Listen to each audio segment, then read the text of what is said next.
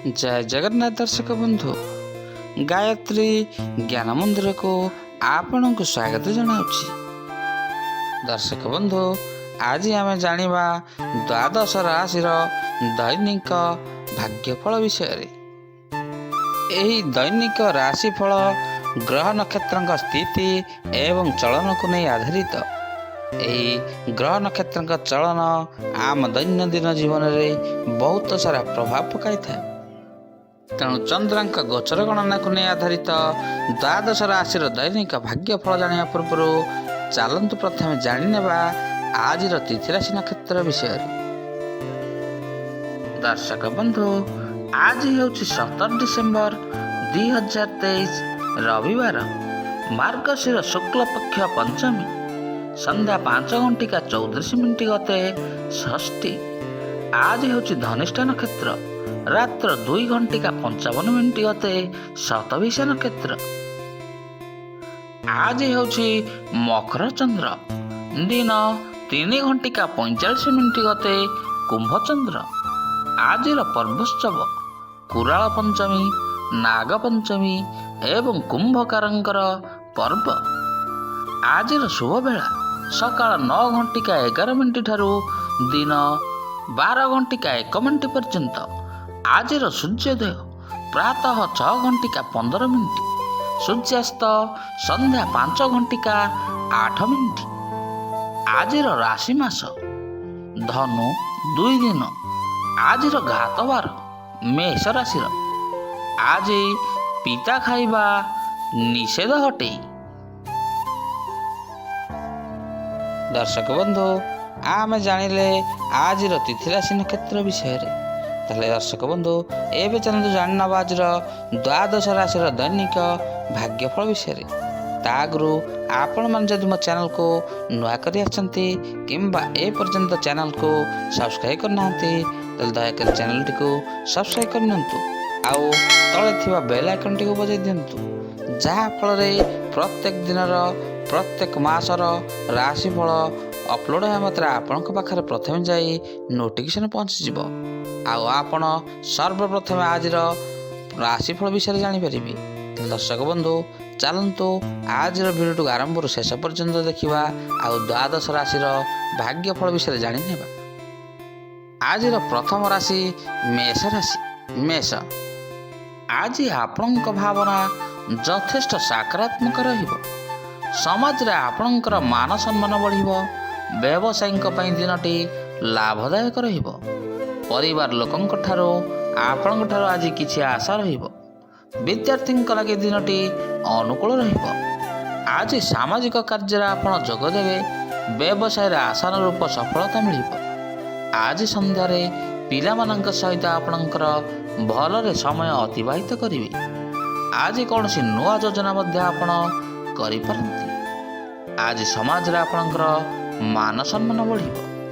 सरकारी चाकरीजीवींकर आर्थिक पक्ष आज बहुत मजबूत रहिबो। ये रहिला आज मेष राशि विषय। ताल दर्शक बंधु एबे चलन जानिबा आज वृष राशि विषय। वृष आज धार्मिक प्रवृत्ति आपणकर वृद्धि हेबो। परिवार लोकंक सहित आपण मंदिर को जाई पारंती। लोकमानंक मध्य आपणकर अलगा छवि आज देखा जिवो। युवकंक लागि उन्नतिर नुआ द्वार खोली पारे।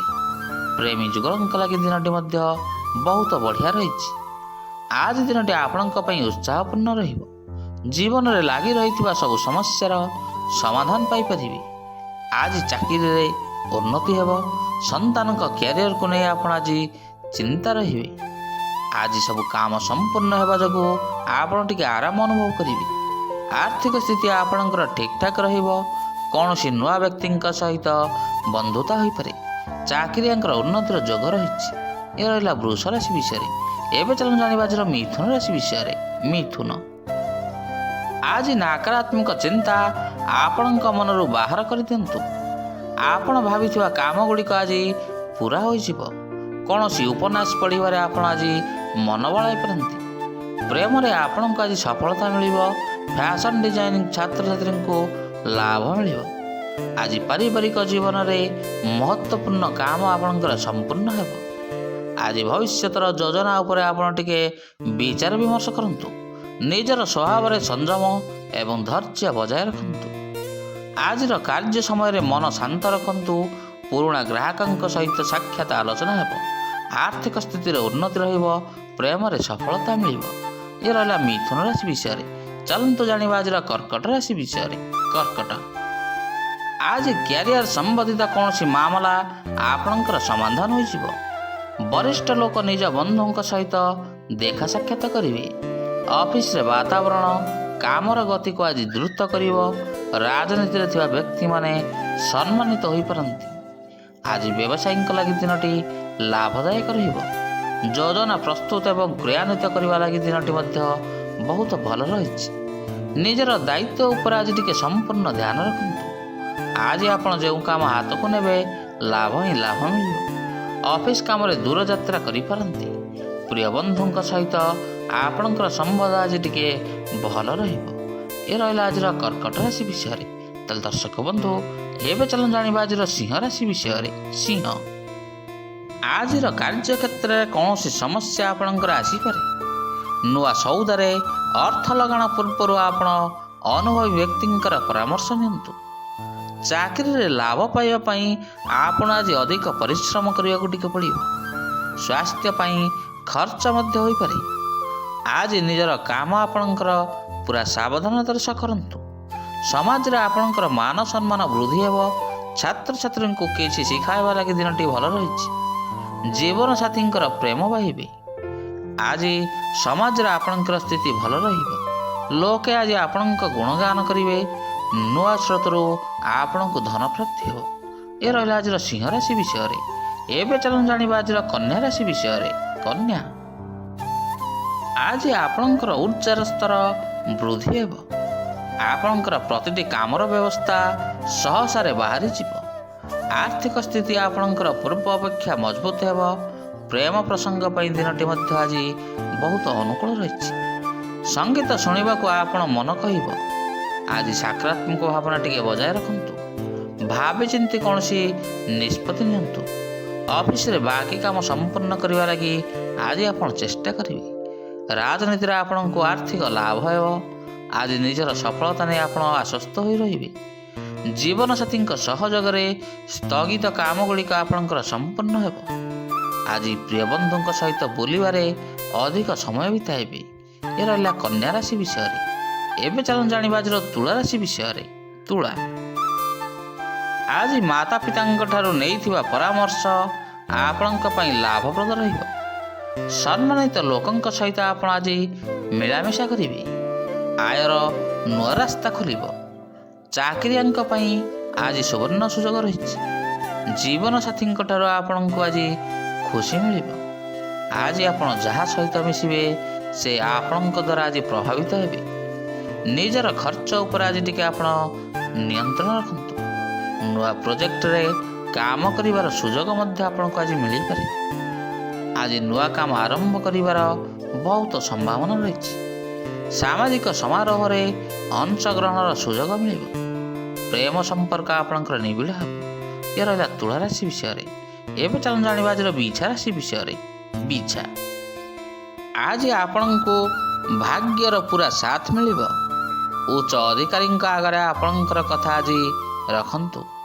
ଆପଣଙ୍କ ପାଇଁ ସକାରାତ୍ମକ ଫଳ ରହିଛି। ବ୍ୟବସାୟରେ ଫାଇଦା ହୋଇପାରେ। ଆଜି ପାରିବାରିକ ଜୀବନ ଆପଣଙ୍କର ଶାନ୍ତିମୟ ହୋଇ ରହିବ। ଦେବ ଦର୍ଶନର ଯୋଗ ରହିଛି। ଆଧ୍ୟାତ୍ମିକ ଭାବନାରେ ଆପଣଙ୍କର ସମୟ ବିତିଯିବ। ବଡ଼ ସୁଯୋଗ ମିଳିବା ହେତୁ ଆଜି ଧନ ଲାଭର ସମ୍ଭାବନା ରହିଛି। ଅଫିସ କାମ ସମ୍ପୂର୍ଣ୍ଣ ହୋଇଯିବ। କାମକୁ ପୂରା କରିବା ଲାଗି ଆଜି ଆପଣ ନୂଆ ଉପାୟ ବାହାର କରିବେ। ପରିବାରରେ ପ୍ରସନ୍ନତା ବଜାୟ ରହିବ। ଜୀବନସାଥୀଙ୍କଠାରୁ ପ୍ରେମ ମିଳିବ। ଏ ରହିଲା ଆଜିର ବିଛା ରାଶି ବିଷୟରେ। ଏବେ ଚାଲନ୍ତୁ ଜାଣିବା ଆଜିର ଧନୁ ରାଶି ବିଷୟରେ। ଧନୁ, ଆଜି କିଛି ଭଲ ଲୋକଙ୍କ ସହିତ ଦେଖା ସାକ୍ଷାତ ଆଲୋଚନା ହେବ। ବ୍ୟବସାୟରେ ପ୍ରତିଯୋଗୀ ମନୋଭାବ ଆଜି ଟିକେ ପରିତ୍ୟାଗ କରନ୍ତୁ। ବାହାର କାମରେ ଗଲାବେଳେ ଗାଡ଼ି ଟିକେ ସାବଧାନତାର ସହ ଚଳନ୍ତୁ। ପ୍ରେମ ଆଳାପରେ ଆପଣଙ୍କର ସତେଜତା ଆଜି ଆପଣ ଅନୁଭବ କରିବେ। ମନରେ ନୂଆ ନୂଆ ବିଚାର ଆସିବ। ପ୍ରସ୍ତୁତ କରିଥିବା ଯୋଜନାରେ ଆଜି ଆପଣ କିଛି ପରିବର୍ତ୍ତନ କରିପାରନ୍ତି। ଜୀବନରେ ଲାଗି ରହିଥିବା ସବୁ ସମସ୍ୟାରୁ ଆପଣ ଟିକେ ମୁକ୍ତି ପାଇବେ। ଆଜି ସପରିବାର ଆପଣ କୌଣସି ବଡ଼ ମନ୍ଦିରକୁ ଯାଇପାରନ୍ତି। ଖୁସି ଖବର ମିଳିବ। କ୍ୟାରିୟର ବିଷୟରେ ସବୁକିଛି ଭଲ ହେବ। ପାରିବାରିକ ଜୀବନ ଶାନ୍ତିପୂର୍ଣ୍ଣ ରହିବ। ତାହେଲେ ଦର୍ଶକ ବନ୍ଧୁ, ଏ ରହିଲା ଆଜିର ଧନୁରାଶି ବିଷୟରେ। ଏବେ ଚାଲନ୍ତୁ ଜାଣିବା ଆଜିର ମକର ରାଶି ବିଷୟରେ। ମକର, ଆଜି ଦିନଟି ଆପଣଙ୍କ ଲାଗି ଭଲ ପରିଣାମ ନେଇ ଆସିଛି। ପ୍ରିୟ ବନ୍ଧୁଙ୍କ ସହିତ ସମ୍ବନ୍ଧରେ ଆପଣଙ୍କର ସୁଧାର ଆସିବ। ଫିଲ୍ମରେ ଆପଣଙ୍କୁ ଆଜି ବହୁତ ଭଲ ସୁଯୋଗ ମିଳିପାରେ। ବ୍ୟାପାର ଉଦ୍ୟୋଗରେ ଠିକ୍ ସମୟରେ ଆଜି ଆପଣ ଟିକେ ଉଚିତ ନିର୍ଣ୍ଣୟ ନେବେ। ଶତ୍ରୁ ଆପଣଙ୍କୁ ଆଜି ପରାସ୍ତ କରିବା ଲାଗି ଚେଷ୍ଟା କରିବେ। ବୟୋଜ୍ୟେଷ୍ଠଙ୍କ ପରାମର୍ଶ ଆପଣଙ୍କ ପାଇଁ ଆଜି ଲାଭଦାୟକ ସାବ୍ୟସ୍ତ ହେବ। ଚାକିରିଜୀବୀଙ୍କୁ ଉନ୍ନତି ପାଇଁ ନୂଆ ଅବସର ମିଳିବ। ଆଜି ଆପଣଙ୍କ ମନ ଧର୍ମ କାର୍ଯ୍ୟରେ ଲାଗି ରହିବ। ମହତ୍ତ୍ୱପୂର୍ଣ୍ଣ ବ୍ୟକ୍ତିଙ୍କ ସହିତ ଦେଖା ସାକ୍ଷାତ ଏବଂ ଆଲୋଚନା ମଧ୍ୟ ହୋଇପାରେ। ଆଜି କୌଣସି କାମ ପାଇଁ ଆପଣ ନୂଆ ଯୋଜନା ପ୍ରସ୍ତୁତ କରିବେ। ଏ ରହିଲା ଆଜିର ମକର ରାଶି ବିଷୟରେ।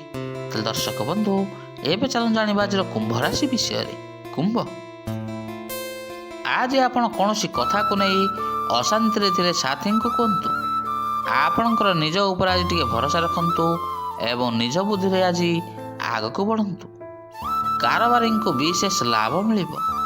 ସ୍ୱାସ୍ଥ୍ୟ ଉପରେ ଟିକେ ଧ୍ୟାନ ଦେବା ଦରକାର।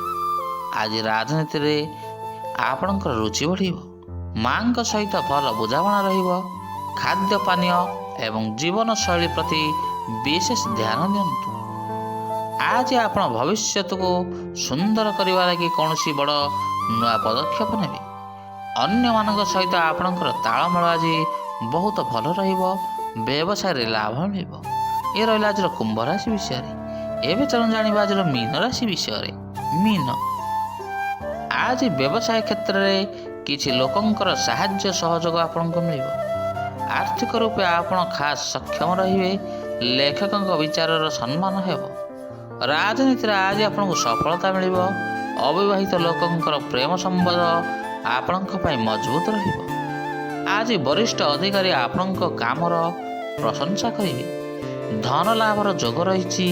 ପୁରୁଣା ବନ୍ଧୁଙ୍କ ସହିତ ଭେଟ ହୋଇପାରେ। ଛାତ୍ରଛାତ୍ରୀଙ୍କ ଲାଗି ଦିନଟି ମଧ୍ୟ ଆଜି ଅନୁକୂଳ ରହିଛି। ଆଜି ଭାଗ୍ୟ ଆପଣଙ୍କୁ ପୁରା ସହାୟକ ହେବ। ଶତ୍ରୁମାନେ ଆପଣଙ୍କର ଆଜି କ୍ଷତି କରିବାକୁ ଚେଷ୍ଟା କରି ପୁରା ବିଫଳ ହେବେ। ଆଜି ନେତାଙ୍କ ଲାଗି ଦିନଟି ମଧ୍ୟ ବହୁତ ଶୁଭ ରହିଛି। ଏ ରହିଲା ମୀନ ରାଶି। ତାହେଲେ ଦର୍ଶକ ବନ୍ଧୁ, ଆଜି ଆମେ ଜାଣିଲେ ଦ୍ୱାଦଶ ରାଶିର ଦୈନିକ ଭାଗ୍ୟଫଳ ବିଷୟରେ। ଆଜିର ଭିଡ଼ିଓଟି ଆପଣଙ୍କୁ କିପରି ଲାଗିଲା? ଲାଇକ୍, ସେୟାର ଆଉ କମେଣ୍ଟ ମାଧ୍ୟମରେ ନିଜର ମତାମତ ଦେବେ। ରହୁଛି, ପୁଣି ଦେଖା ହେବା ଆସନ୍ତା ଅଧ୍ୟାୟରେ। ଜୟ ଜଗନ୍ନାଥ, ଜୟ ଜଗନ୍ନାଥ, ଜୟ ଜଗନ୍ନାଥ।